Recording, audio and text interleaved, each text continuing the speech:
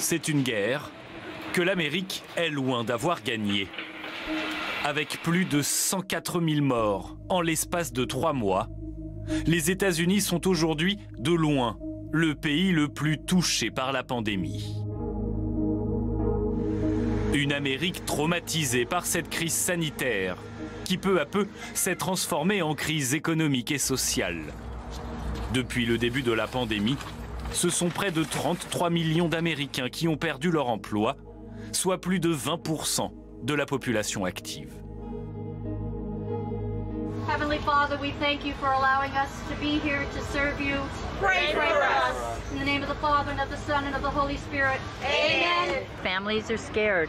Les familles ont peur, l'argent ne rentre pas. Et tout le monde n'a pas le droit aux aides du gouvernement, comme ceux qui n'ont pas de papier par exemple. C'est une grave inquiétude. Beaucoup de ces familles viennent nous voir.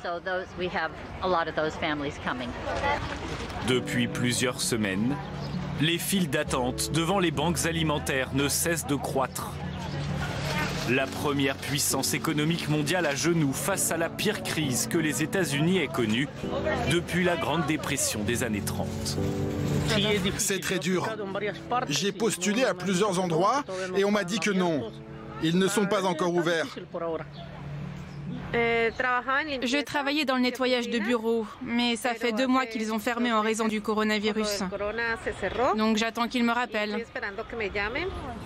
Plus encore que la communauté hispanique, la communauté noire américaine est touchée de plein fouet par le virus.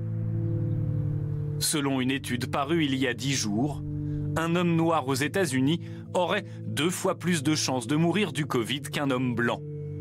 La pauvreté et l'inégalité face aux soins en est la principale raison. Nous ne serons pas ignorés. La communauté afro-américaine ne sera pas ignorée. La mort ne sera pas ignorée. Les Noirs représentent 14% de la population américaine, mais aussi 33% des Américains morts du virus. Tant que l'épidémie ne sera pas maîtrisée, les États-Unis risquent de s'enfoncer plus encore dans cette crise sans précédent, un rêve américain qui tourne désormais au cauchemar.